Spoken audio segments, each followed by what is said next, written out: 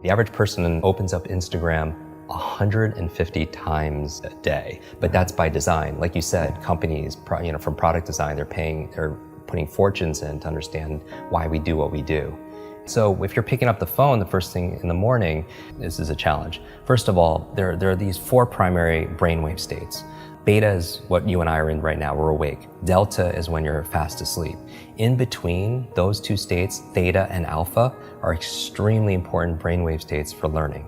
So theta is the state right in and out of sleep. Theta is the state that we call creativity. When you are your most creative, usually it's coming because you're in this theta state. And you know this, when you're in and out of sleep, or you're close to you're so deep, your mind goes and you come up with ideas. You know what puts you in that theta state? Are showers. Oh, really? You ever notice when you're in the shower, you come up with some of your best ideas? Because you're in that brainwave state. So a big part of my work is taking the invisible and making it visible. I always, when I do these demonstrations, I always tell people that I do it because I want you to see that there's a method behind the magic. That when somebody does something that's extraordinary, in athletics, in education, in technology, with the human body, there's always a trail, because genius leaves clues. Above theta, though, is the state called alpha. Alpha is a state of learning. This is the state we go into when we meditate, because your critical mind is set aside and you just absorb information unconsciously. You know what puts you into an alpha state? Television. You ever notice that if somebody's watching the game or somebody's watching their favorite TV show and you're trying to have a conversation with them and they literally are in trance, they don't hear you because of the television programming? That's the alpha state. That's where information is just going inside your mind. So we train people how to learn languages faster, learn facts better by putting them into an alpha state. But I would say that knowing you're in this alpha theta state first thing in the morning, you're very suggestible, right? And if the first thing you're picking up is your phone, then that really is rewiring our brain for 2 things. The dangers. That's gonna really decrease your level of productivity and performance. Number 1, it's training you to be distracted. And we talked about that. Every like, share, comment, everything is just making you just pay attention to everything else and rewiring your brain. So when you're having a conversation with somebody, you can't even focus because you've trained your brain to do otherwise. And that's why mindfulness is so important, whether it's meditation or something else, because it's not that I don't meditate every single day just to be at peace and be in the Zen state. I do it because it's a mental exercise. It improves my cognitive capabilities, meaning that when my mind goes somewhere else, that's the opportunity. Because when I pull it back with my breath or visualization, I built that muscle. Because here's really the basis of my work is really about taking nouns and turning them into verbs. So what do I mean by that? It's like so many people, they wake up and say, oh, I hope I have energy today, or I have motivation today, things that they have, right? I have creativity so I can write today or make videos, or I have memory, or I have focus or concentration. Those aren't things you have, those are things you do. And so you don't have love, you do loving things. You don't have energy, you do things that give you energy. Just like that applies, same thing with learning. You don't have focus, there's a process for doing focus. You don't have a memory, there's steps to improve your memory or to remember things better.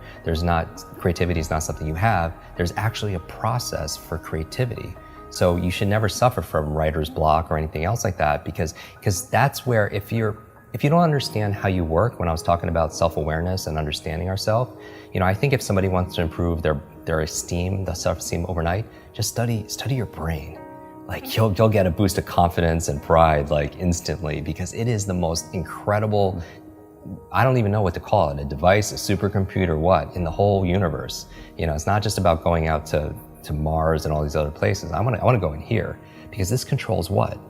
Everything, our careers, our income, our health, our relationships. We know, everyone knows what to do, but do they do what they know? Because common sense is not common practice. And it's a myth that knowledge is power. Knowledge it has the potential to be power, but it only becomes power when we use it, when we apply it. People think they should get points for buying books and sitting on the shelf, and it just sits there. Or somebody will go and learn something. They'll listen to a podcast like this, or a show, or they'll go to a conference. They'll pay all this money, but they don't do anything with what they learn. And part of it also is because they forget it. Everyone knows there's a learning curve, but there's also a forgetting curve. Did you know, the forgetting curve says that if you learn something once, within 48 hours, 80% of it is gone. 80%.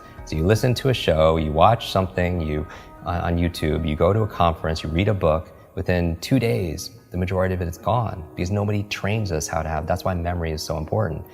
You know, and so the first thing, don't touch your phone because it's training you to be distracted. The second thing is it's training you, rewiring your brain to be reactive. Reactive, meaning that you're in this relaxed state of awareness when you first wake up. You pick up your phone, you get one text with bad news, or one voicemail, or one email, and you know this has all happened to us. You're in a bad mood for the rest of your day because you're so impressionable. You're in that hypnotic state, and it affects you, and you can never have a quality life.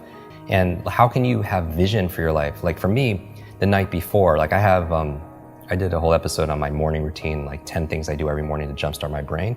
And I also have an evening 1 hour routine to get into sleep, to maximize my sleep. Sleep is so very important to be able to do.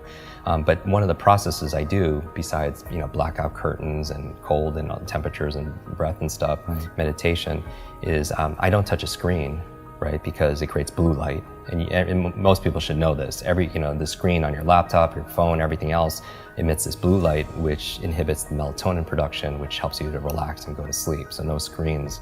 But the other thing I do is I write down the 3 things I want to accomplish the next day personally, and the other 3 are professionally. So now when I wake up, I have a vision for my life. Like this is a win today if I just get these 3 things done personally and 3 things professionally.